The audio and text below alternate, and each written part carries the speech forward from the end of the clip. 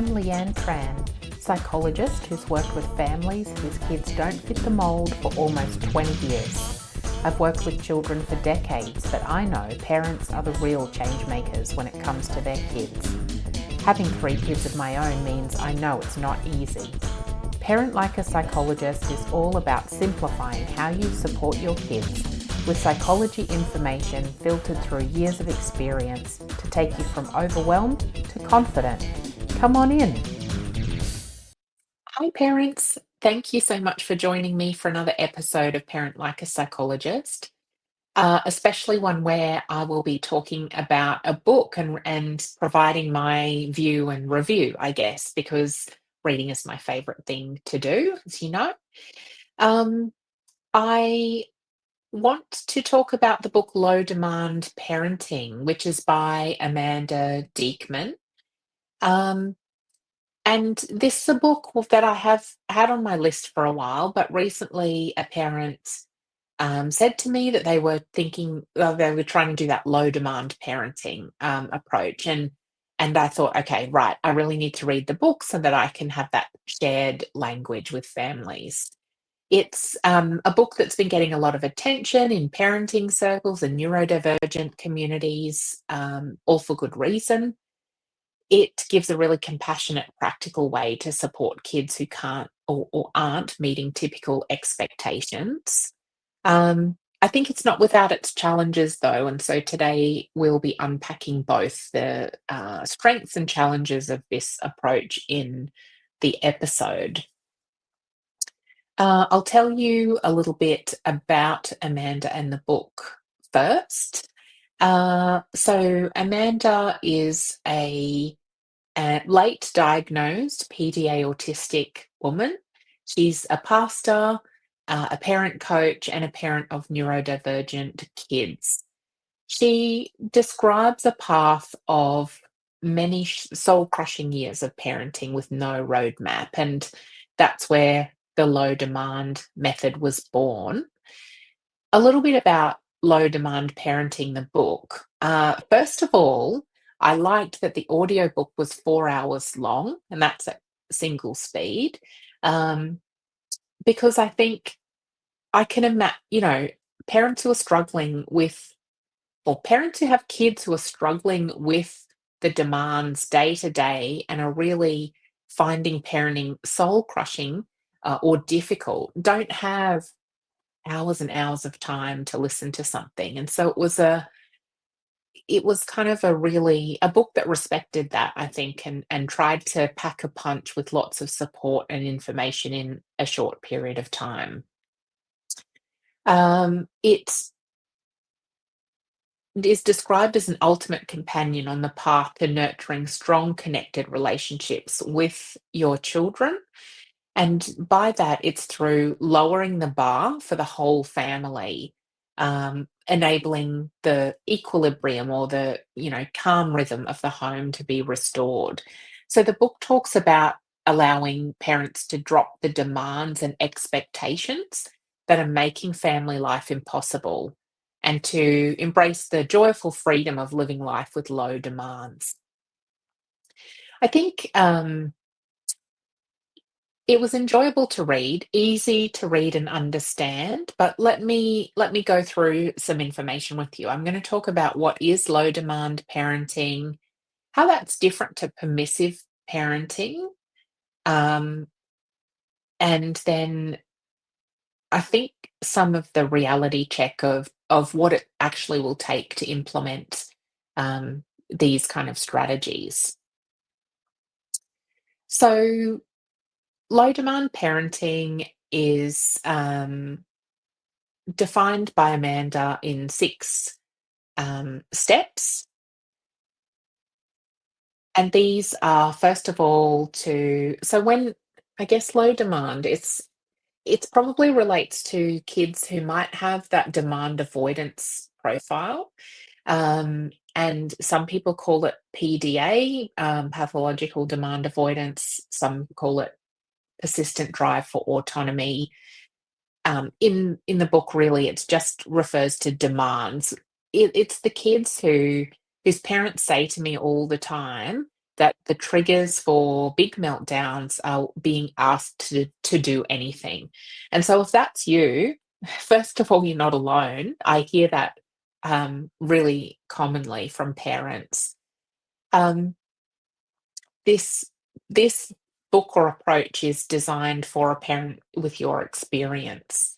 And the 6 steps to run through to try to drop, I guess the thing is it talks about dropping demands, but it's not necessarily just dropping them all for your kids. It's about really thinking about, um your own beliefs and emotions and goals behind what you're asking your kids to do, and then to weigh it all up in a way that works for you and sits well with your values. And so I'll talk through the 6 steps and then try and give a bit of an example. The 6 steps to go through is to firstly assess the demand. So this means, anytime we say demand, I think it's equal to maybe instruction as well. So if you've given your kid an instruction, for example, putting your shoes on, that's the demand. But the first step is to assess the demand. The second is to drop the demand. The third is to work with the brain you've got. The fourth, to create safety. The fifth is step into the moment. And then the sixth is to build a low demand life. And so, what I want to run through is how you might do that in a practical example. But if this resonates with you, listen to the book, which explains it in a lot more detail, or listen or read, I should say. Um, and it really, it can unpack it in more detail and help you understand it. It's very similar in a way as well to the type of work we do in the Chaos to Calm program, where we're really having a look at why things are hard for your child, and then, making a plan about what you as a family are going to do about it. The first step, so assess the demand. The example I gave is one that Amanda gave in the book as well. So if it's about putting your shoes on, have a think about, is that the only thing you've asked your child to do or that they're demanded to do? It's probably not. So it's not only just put their shoes on, but maybe it's that they have to stop their game or stop their YouTube video. They might have to transition, so move from wherever they are to wherever the shoes are. They may then have to find their shoes. They may have to find socks, contend with socks that feel bad against their skin, and put the socks on, put the shoes on, all while, you know, the baby or younger sibling is making noise. And so if we try to assess the demand and think about, actually, what are all of the steps here that my child needs to do to follow the instruction I'm giving, it helps you understand in much more detail what the problem might be, what your child is struggling with. The next step she talks about is dropping the demand. And this is an idea about thinking, are there parts of the task that are actually not essential? And so in the book, Amanda gives an example of, putting the shoes on. Does the child have to do it inside, or can they do it out on the veranda where it's quieter? There might be a lot of flexibility in how our kids do it that we haven't considered. Another example is, do they have to do it right away? Um, or can they choose when they do it? Or, yeah, all of these things, so that whatever it is your child is finding really challenging, can you try and drop that bit so that they can be more successful at doing it?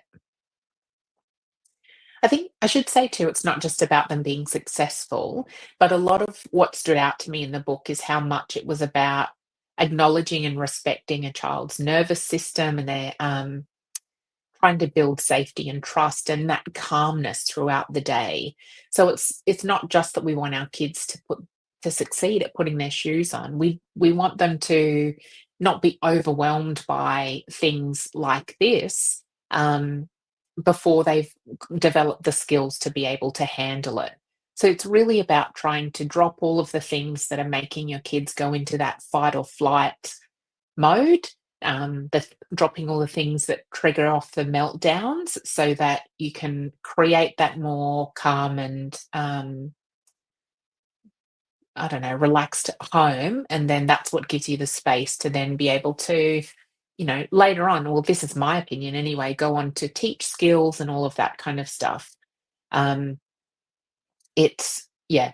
I- So the next step is work with the brain you've got.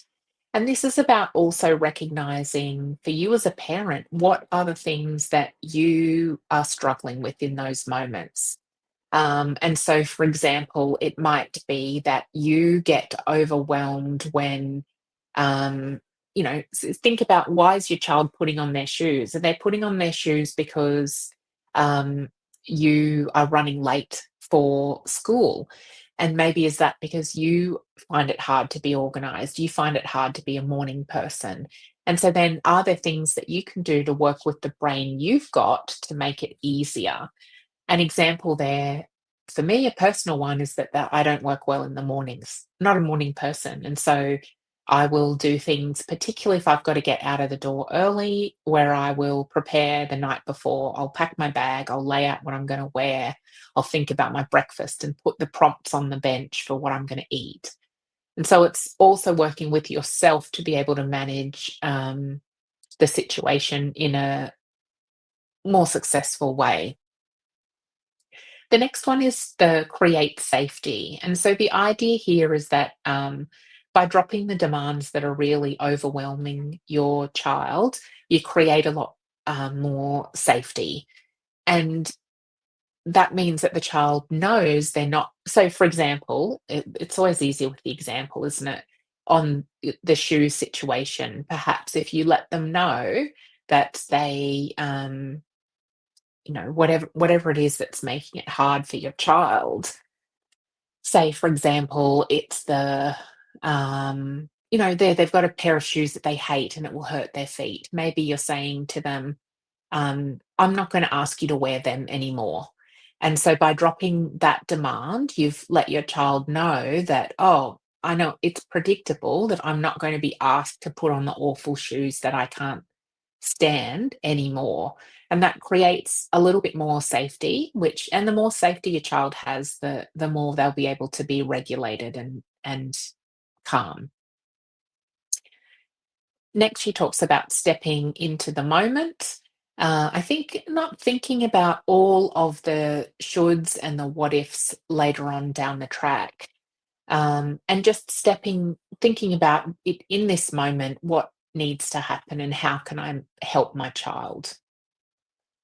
And then the last step is to build a low demand life. And so this is really thinking about, in terms of your values, and that, your values are what guide where you want your children and family to go in terms of their development and their life. And can you build a low demand life that means that everyone is happy, regulated, and calm, and ways that you can all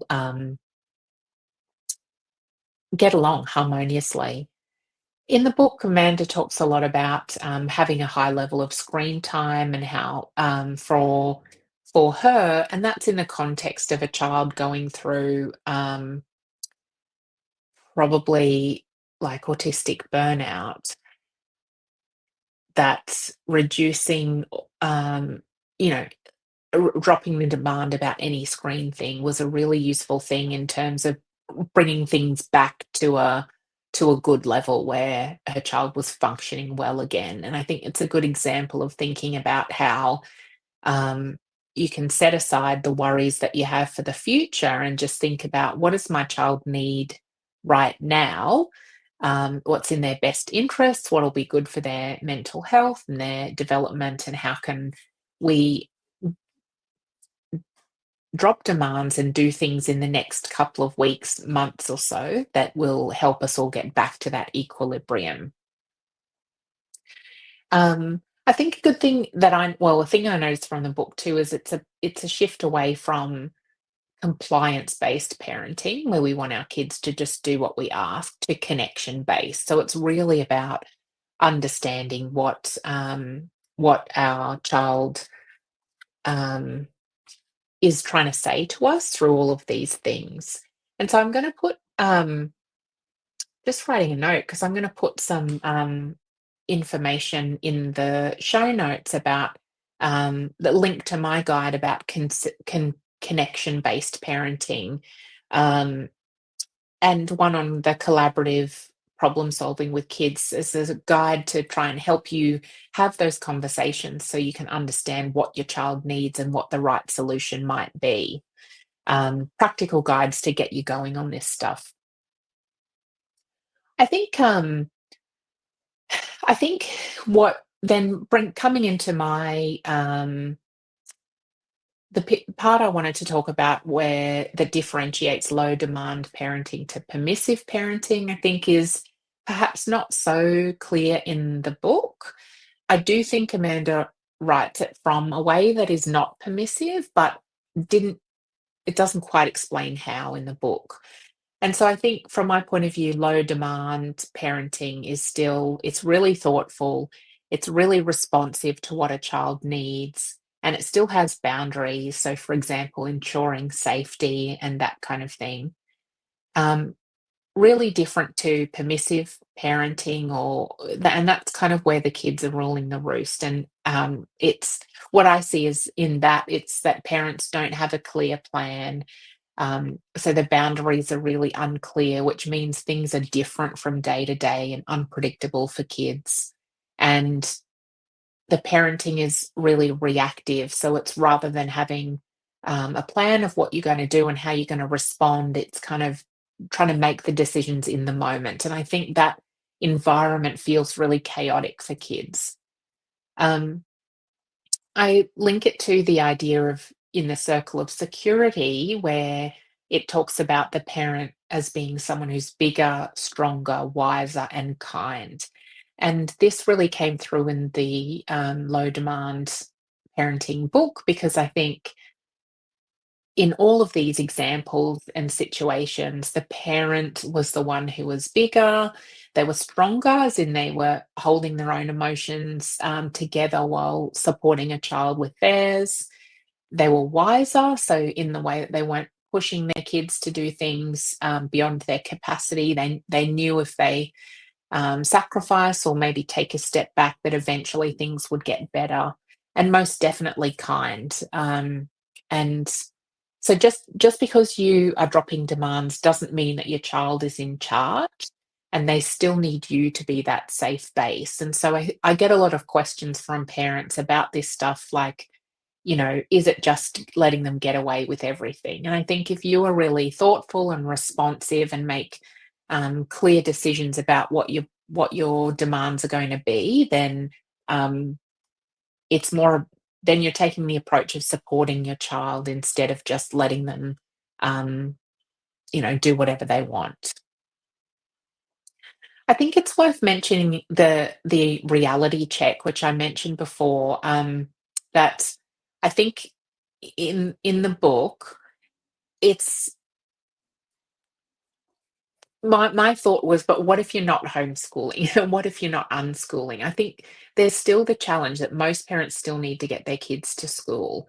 Um, and other things like brushing your teeth and having a shower, I think we can adjust our expectations there. The neurotypical expectation of doing it every day is not one that you, as a neurodivergent family, need to follow. That's your choice. But I think what's really hard is the constraints that we have that we just have to get done. Like if you have a job and you need your kid to go to school, it's very difficult to completely drop all of the demands. So I think use this as a lens, but maybe it's not a full lifestyle change. Um, the book really offers helpful scripts, mindset shifts, and permission to slow down. And I think for many families, it would be a really great starting point. Um, and yeah, not the full answer, but that's okay. It's a great starting point. And there's lots of people around, and I'm one of them who can help you try to apply this. That's what I do with the Chaos to Calm program for families is try to, we all have this information, we all have access to it, but how do you apply it to your own child and your own family so that it works? That's my job. That's where I come in. I think the last reality check too is to think about the emotional load, and I think in the book I was blown away by uh,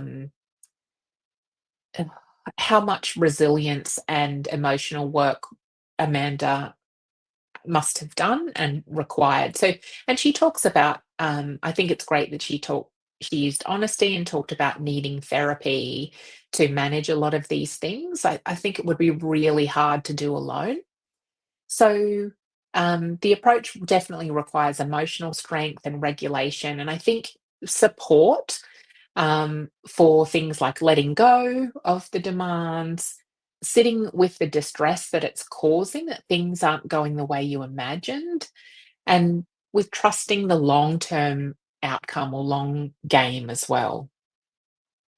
So, um, I think a great start for parents who are feeling overwhelmed. If you're feeling depleted and unsupported, definitely reach out so that you've got somebody to talk to and help you through all of this stuff as well. If you I think what it comes down to is if you're parenting a kid who's always in fight or flight and you're in fight or flight yourself, it's near impossible. And so working on yourself is a really important thing you can do, not only for you, but for your kid as well. So, takeaways from the book, I think, are that it's really helpful for for parents of kids who don't like demands, who have high anxiety, and have a lot of things in their life that they don't want to do because they don't feel safe doing it. It's empowering, it's really practical, and it's based on Amanda's lived experience, which I think is really important. Um, and reading it, parents don't feel as alone. If you that's part of what oh no, that's a different book. I'll get onto that next month. But it's nice to read stories that help us feel like we're not totally alone. I think the caveats or warnings is it's not a one size fits all solution. And there are, yeah, it's worth having some support to think about how you can implement all of this stuff. So, take what works, leave what doesn't, and please let me know your thoughts as well. And if there are some different parenting approaches you've heard about and aren't sure about, let me know, and I will share some information on them for you. Remember too that you know, there's no right parenting approach. There's no evidence that any parenting approach is better than any other approach. These are all just ideas that you can use to see if they resonate with you. Parenting differently takes courage, and the more you can read about different ways of parenting, the more likely you are to find an approach that really fits with you. So even if it gives you one new idea to lower the frustrations in your home, then that's a great win. So it's one that I would recommend. Also, check out the resources that I've included in the show notes, which will give you some practical ways of getting started with some of those ways to connect with your child and do use discussions to have problem solving so that you can reduce some of these demands. And I will catch you next time.